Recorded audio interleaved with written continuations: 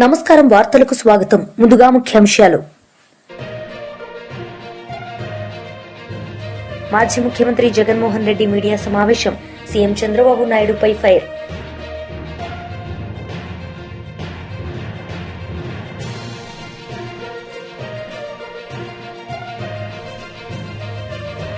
కేంద్ర మంత్రి కిషన్ రెడ్డి మీడియా సమావేశం. పలు అంశాలపై వివరణ.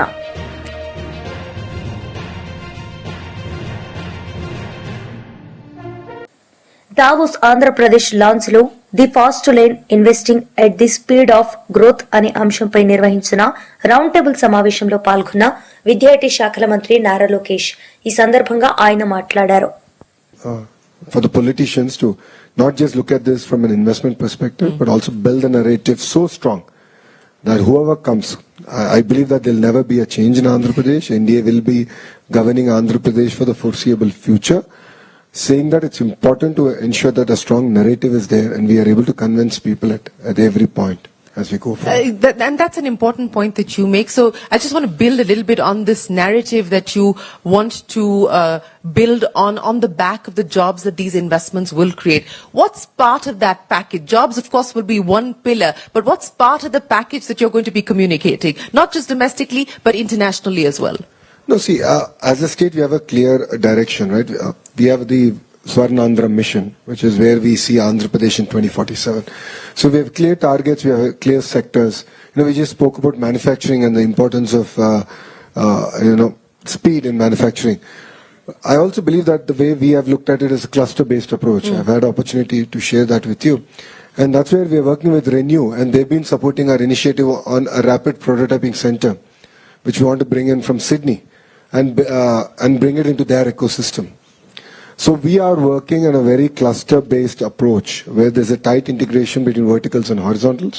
Horizontal is education, certification and so on and so forth.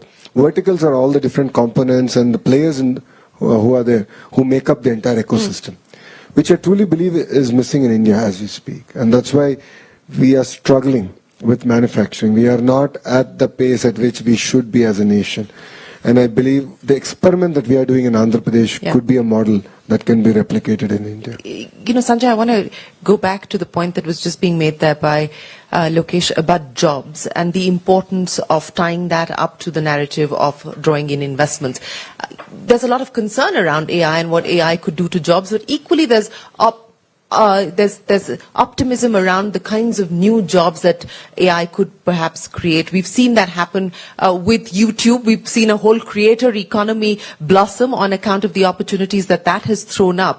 But as we ready ourselves for this AI future, what will the imperatives be from your standpoint that we need to focus on, states like Andhra Pradesh, other states, India needs to focus on?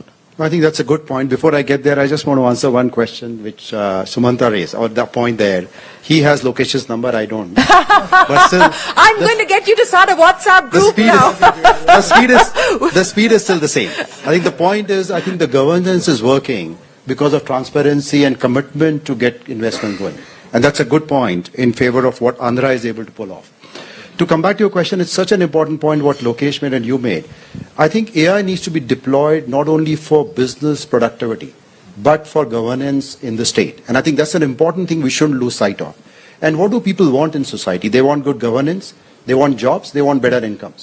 And I feel AI-powered governance is the really way forward. And I have 4 themes around there, which I'll call AI-powered, what I call SEVA. The S stand for Sarkar. Run a better Sarkar. I think RGTS is a good example of what you do in Andhra, but I think to me that needs to become for every person in the state. Everybody should see I can reach out even without having a number, get my problem solved and find the right information. Second is E, which is e-safety or e-security. The biggest issue in the future would be that will be the challenges on cybersecurity and information and data. How do you ensure that AI is used to power that? The third is W, which is workforce. We need to have AI-ready workforce. We need to get our young children to use AI from a young age and teachers, so that we have that workforce ready from 5 years and 10 years from now. And third is what I call A is agriculture, health, mobility, but transform all these. Because we can improve productivity of agriculture using AI. We can transform health using AI. We can transform mobility using AI. Yes. Or urban development using AI. So I feel we need to get ready together as basically whether it is people who are creating applications or people like us or governance to do AI Seva, to really make a difference. If society is happy, if people are happy, if I earn more money, then I'm willing to believe and invest more time and Yeah. energy. No, I think absolutely. That's a great point that you make. Technology for the sake of technology has no purpose. It has to be put to use for people. I'm going to get wrap-up comments from each one of you. And Jatin, let me start by asking you, since we're talking about the fast lane, investing at the speed of growth, you're a numbers man. So మాజీ ముఖ్యమంత్రి Jaganmohan Reddy media సమావేశం నిర్వహించారు. ఈ సందర్భంగా పలు అంశాలపై ఆయన మాట్లాడారు. లేకపోతే భాగ పరిష్కారాల్లో భాగంగా ఏదైనా కుటుంబాల మధ్య డివిజన్ చేసుకున్న సబ్ డివిజన్ లేదు, మ్యూటేషన్ లేదు. ఇవి కూడా జరిగేటివి కాదు. పైగా ఎడా పెడ, లెఫ్ట్ రైట్ సెంటర్, ఈయనకు ఎప్పుడు మూడొస్తే అప్పుడు, ఎప్పుడు బుద్ధి పుడితే అప్పుడు, ఎవరైనా నచ్చకపోతే అప్పుడు 22A అంటే ప్రొహిబిటెడ్ ల్యాండ్ సేల్. 22Aలో భూములు పెట్టడం, ప్రొహిబిటింగ్ ఎనీ ల్యాండ్ సేల్. వీళ్ళకి ఇష్టం రైతులను, ప్రజలను ఇబ్బందులు పెడుతూ అవస్థలకు గురి చేస్తున్న పరిస్థితి. ఇలాంటి 1,00,000 సమస్యలకు పరిష్కారంగా సమగ్రమైన భూ సర్వే అండ్ సమగ్రమైన ల్యాండ్ రిఫార్మ్స్.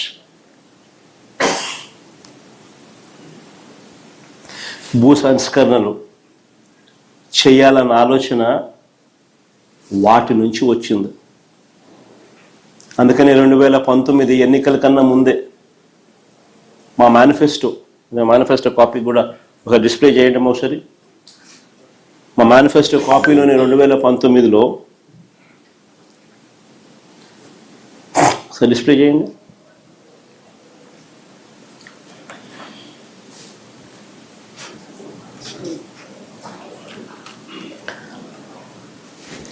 చూడండి ఒకసారి. సుపరిపాలన విషయంలో రాష్ట్రంలో భూములన్నింటినీ సమగ్ర రీసర్వే చేయించి భూ యజమానులకు శాశ్వత యాజమాన్య హక్కు కలగజేస్తాము. Manifesto promise.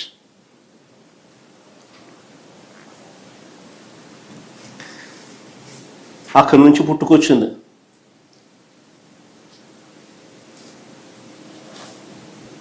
చెప్పిన మేరకు ఇది ఒక మహాయజ్ఞం అని తెలిసి, చెప్పిన మేరకు 2020 డిసెంబర్ 21వ తారీఖున 100 సంవత్సరాల క్రిందట 1923లో బ్రిటిష్ ప్రభుత్వం తర్వాత, అప్పుడెప్పుడో బ్రిటిష్ వాళ్ళు సమగ్ర సర్వే చేశారు 1923లో. దాని తర్వాత ఎప్పుడు కూడా ఎక్కడా కూడా సమగ్ర రీసర్వే అన్నది ఎప్పుడు కూడా ఆలోచన కూడా చేయడానికి కూడా ఎవరు సాహసించరు.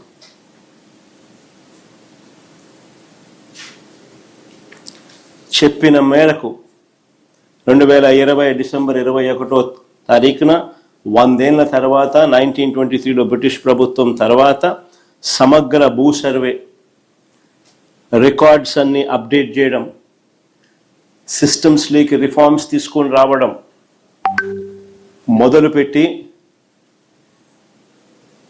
ఒక గొప్ప అడుగు పడింది ఆ రోజు.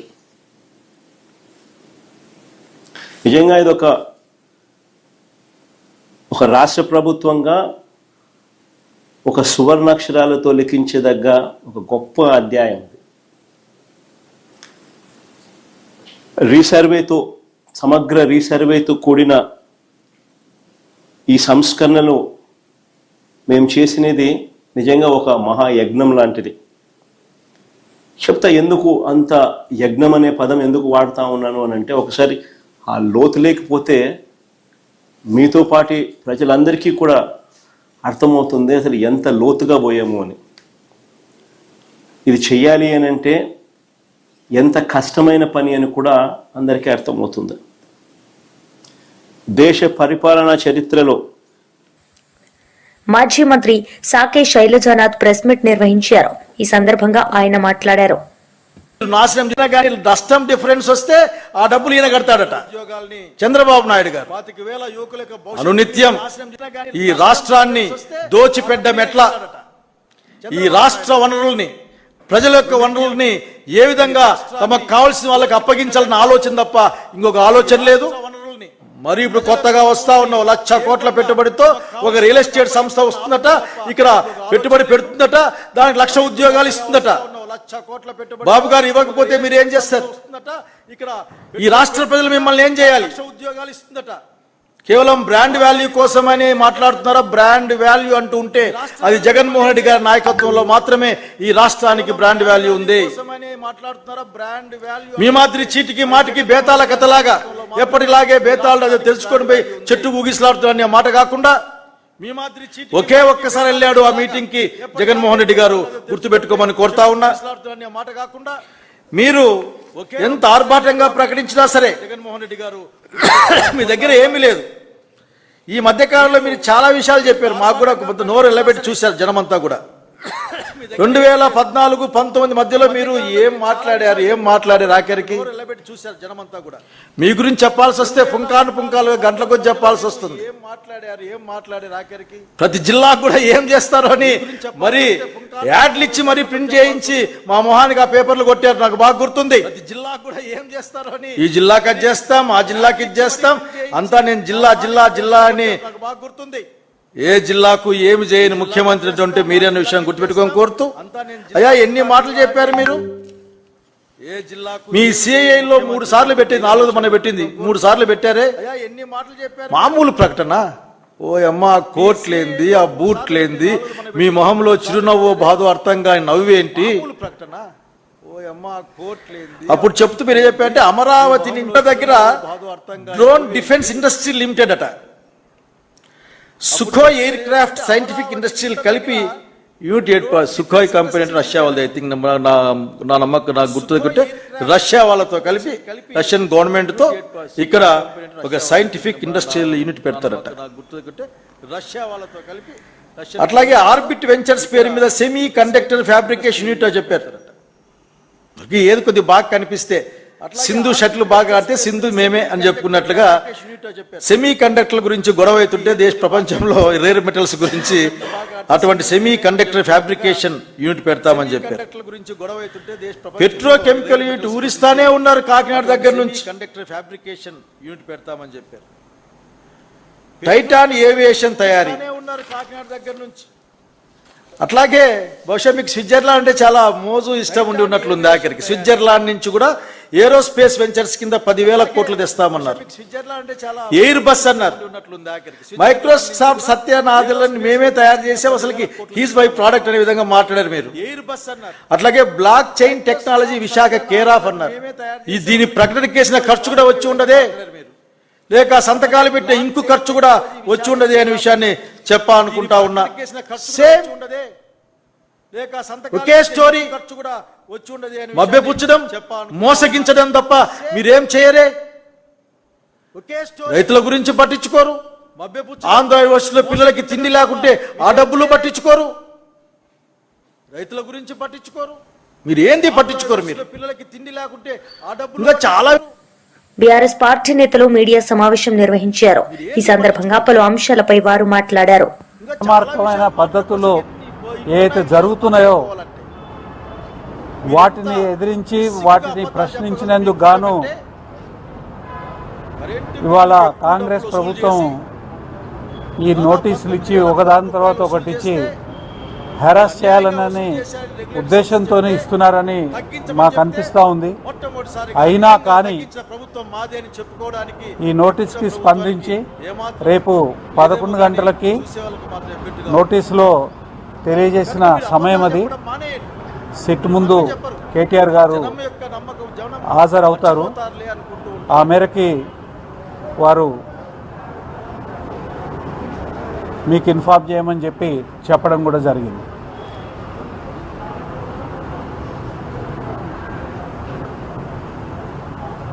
పరిపాలించమని మ్యాండేట్ ఇస్తే కాంగ్రెస్ ప్రభుత్వం పాడు పనులు చేస్తూ ఉంది. మోసం ప్రజలకి ఇచ్చిన హామీలని అమలు చేయకుండా ఇవాళ ప్రజల దగ్గర నుంచి నిరసన వస్తున్న సందర్భంలో ప్రజల యొక్క దృష్టిని డైవర్ట్ చేయడానికి ఒక సిట్ అని వేసినారు. ఎందుకు సిట్ వేసినారు అనేది ఇంత మటుకు ఒక కారణం చెప్పలేదు. సిట్ వేసిన ఆర్డర్లో కానివ్వండి, ప్రజలకు కానివ్వండి, ప్రభుత్వం నుంచి ఇంత మటుకు ఒక వివరణ అనేది రాలేదు. కానీ శరపరంపరంగా ఈ రకమైన నోటీసులు అయితే ఇష్యూ చేస్తున్నారో సిట్టు కేవలము ప్రతిపక్షాల యొక్క నోరు మూసేదానికోసము, ముఖ్యంగా వీళ్ళ అక్రమాలని ప్రతిరోజు ప్రశ్నిస్తున్న బీఆర్ఎస్ నోరు మూసేదానికోసము ఈ నోటీస్ ఇచ్చినట్టుగా మేము అర్థం చేసుకోవాల్సిన పరిస్థితి ఉన్నది. అయినా కానీ లా అబైడింగ్ సిటిజన్స్గా, తర్వాత లా అబైడింగ్ పార్టీగా, చట్టం మీద, కోర్టుల మీద నమ్మకం ఉన్నవాళ్ళుగా మేము ఖచ్చితంగా వీటన్నిటినీ చట్టబద్ధంగా ఎదుర్కొంటాము. ఇంకా ఇట్లాంటివి ఎన్ని వచ్చినా కానీ ఖచ్చితంగా మేము న్యాయబద్ధంగా ఎదుర్కొని కోర్టులలో వీటి అన్యాయం ఏదైతే ఉందో కోర్టులలో ఖచ్చితంగా బహిర్గతం చేస్తామనేది నేను చెప్తా ఉన్నా.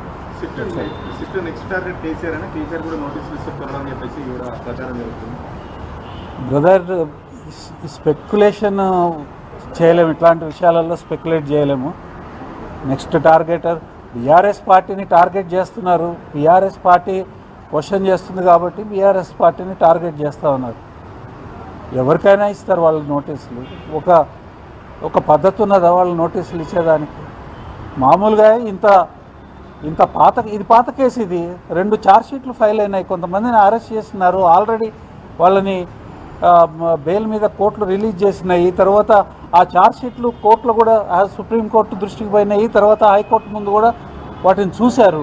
ఇవాళ సడన్గా సిట్ ఎందుకు వేసినారని, సడన్గా సిట్ ఎందుకు వేసినారో తెలియదు. ఆ తర్వాత సిట్ వేసేటప్పటి నుంచి ఈ నోటీసులు ఇష్యూ చేస్తూ ఉన్నారు. అంటే ఎప్పుడు వేశారు సిట్? ఒక పరంపరగా వాళ్ళు చేసే విషయాలని బీఆర్ఎస్ పార్టీ ఖండించడము, తర్వాత వాటిని బహిర్గతం చేయడము, వాటి ప్రూఫ్లు బయటపెట్టడం ఏదైతే జరిగిందో అప్పటి నుంచి ఈ నోటీసులు వస్తూ ఉన్నాయి.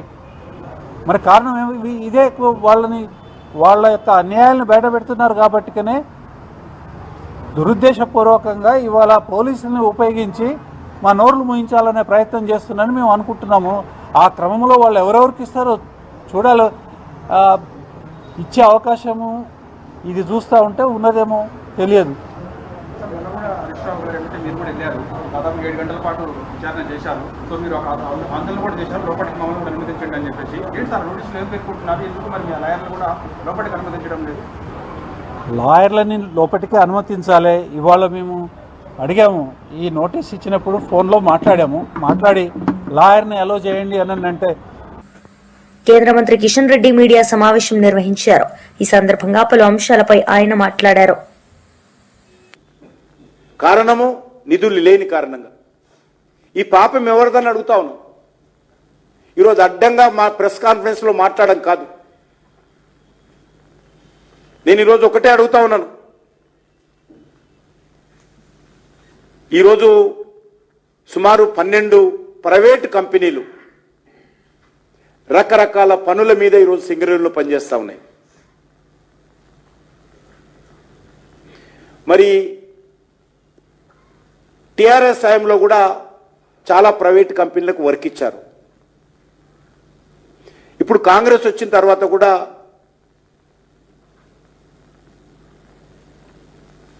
ఎవరిచ్చారో లేదో తెలుసుకోవాల్సినటువంటి అవసరం ఉంది. కానీ ఏ రోజు కూడా కేంద్ర ప్రభుత్వానికి ఎవరు ఎక్కడ పనిచేస్తున్నారో ఏ రోజు కూడా చెప్పారు. మాకు సంబంధించినటువంటి 2 డైరెక్టర్లు బోర్డు మీటింగ్ అయినప్పుడు కూడా మేము మా డిసెంట్ నోట్ ఇచ్చేసేవాళ్ళం.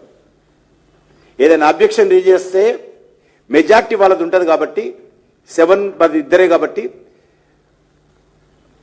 బుల్డోజ్ చేస్తూ నిర్ణయాలు తీసుకుంటారు. అది కూడా మాకేం చెప్పరు. మా మినిస్టర్ ఏ బోర్డు మీటింగ్లో ఏమవుతుంది నాకేం తెలుసుకోవాల్సిన అవసరం లేదు, నాకేం చెప్పరు. కానీ ఈరోజు జరుగుతున్న విషయం, గతంలో ఉన్నటువంటి సిఎండి రూల్స్కి వ్యతిరేకంగా 5 సంవత్సరాల వరకు చేయాలంటే 4 సంవత్సరాలు అడిషనల్గా చేయించారు. అప్పుడు కూడా మేము మా డైరెక్టర్స్ అబ్జెక్షన్ చేస్తే బుల్డోజ్ చేసి ఆయనను కొనసాగించారు. ఈ రోజు కూడా టీఆర్ఎస్ ప్రభుత్వం పోయి కాంగ్రెస్ పార్టీ ప్రభుత్వం వచ్చిన తర్వాత కూడా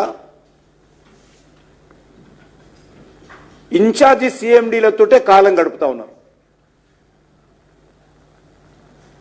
ఫుల్ టైం పర్మనెంట్ సిఎండీ ఇంతవరకు అపాయింట్మెంట్ చేయడం లేదు. ఇదేదైనా మా బోర్డు మీటింగ్లో మేము రేజ్ చేస్తే అది మేము డిసెంట్ నోట్ ఇవ్వడమే తప్ప మేము చేసేది ఉండదు. ఎందుకంటే ఇది పూర్తిగా గత అనేక సంవత్సరాలుగా సింగరేణిలో రాష్ట్ర ప్రభుత్వం యొక్క పెత్తనమే, రాష్ట్ర ప్రభుత్వం యొక్క అధికారమే చెలామణిలోకి జరిగేది.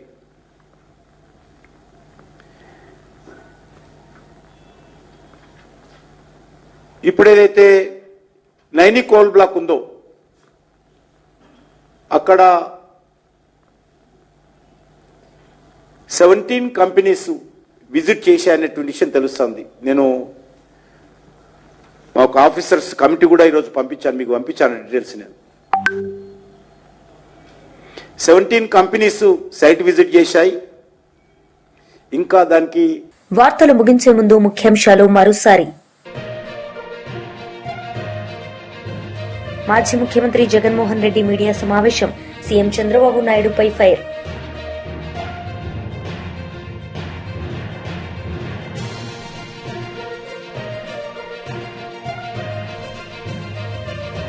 కేంద్ర మంత్రి కిషన్ రెడ్డి మీడియా సమావేశం, పలు అంశాలపై వివరణ.